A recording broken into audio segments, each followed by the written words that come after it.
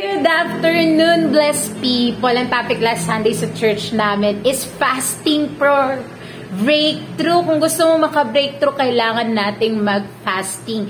Kaya dito sa Matthew 6 verse 16, fasting to be seen only by God. Moreover, when you fast, do not be like the hypocrites with a sad countenance, for they disfigure their faces that they may appear to men to be fasting.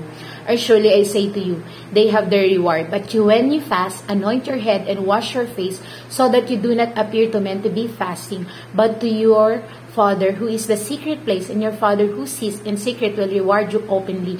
Napaka-powerful po ng fasting. Lahat ng ipipray mo, pag sinamahan mo ng fasting and prayer, magkakaroon ka talaga ng breakthrough.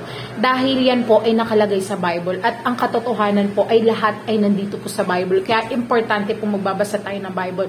For example, ang dami mong problema ngayon, madami kang utang sa parents mo, sa mga kapatid mo, hindi maayos yung relationship, sa trabaho mo, kailangan mong ma-promote, i-pray mo yan. Tapos samahan mo ng fasting and prayer.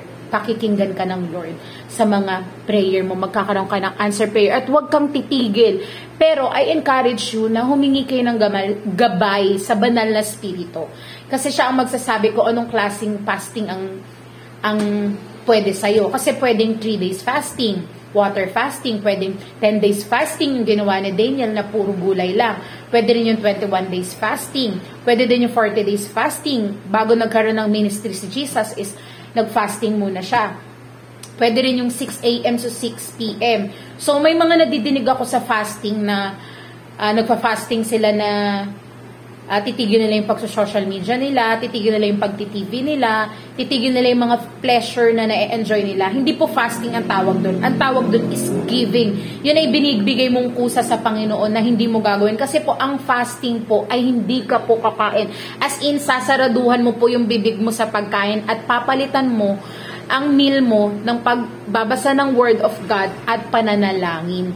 Yun po ang totoong fasting. Kapag naman po, nagfa-fasting ka, tas hindi ka naman nagpipray at hindi ka naman nagba-Bible, diet po yun, hindi yun fasting. So, magkakaroon lang ng powerful ang pagpa-fasting mo kapag ito ay sasamahan mo ng reading the Word of God at prayer. Doon ka po magkakaroon ng breakthrough. So, lahat ng prayer mo, magkakaroon ka ng answered prayer. At napakasaya nun kasi ang Lord ang nagre-reward po sa fasting. At hindi mo kailangang ipangalandakan sa buong taon na nagpa-fasting ka. No. You and God lang nakakaalam na nagpa-fasting ka. So dito, kung bakit napaka-powerful ang pa-fasting, pinagaling ni Jesus ang batang inalihan ng karumal-dumal na spirito.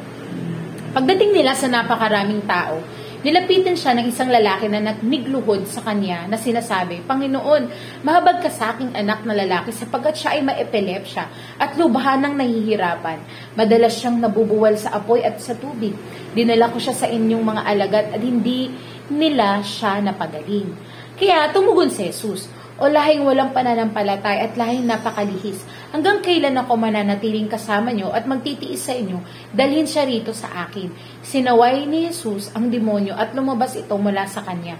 Gumaling ang bata sa oras ding iyon. Pagkatapos, lumapit ng bukod ang mga alagad kay Jesus at nagtanong, bakit hindi namin siya mapalayas?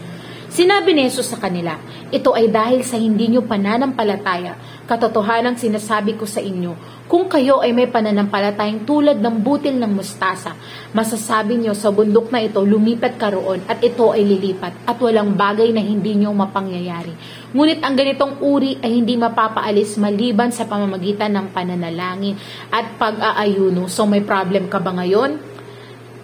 Ang gawin mo lang ay mag-pray ka at mag-fasting ka. Dahil yun po ang kapangyarihan ng pagpa-fasting at napaka-bless nating mga sumusunod kay Lord at hindi to lingid sa kaalaman ng napakaraming tao, ay lahat yan ay mababasa natin sa Bible na napakapangyarihan po ng pagpa-fasting. Kaya encourage you na mag-pray kayo, tanungin yung banal na spirito kung anong klaseng fasting ay ibibigay sa inyo ng Lord para magkaroon kayo ng breakthrough at magkaroon kayo ng answer prayer. Kasi po, lahat po ay ibinibigay ng Lord. Even spiritual gift, wisdom, knowledge, sa Lord galing yan. Blessing, favor, mercy, lahat yan sa Lord galing.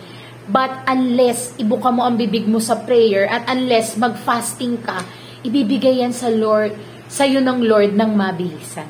Whoever calls on the name of the Lord will be saved. Thank you everyone. God bless.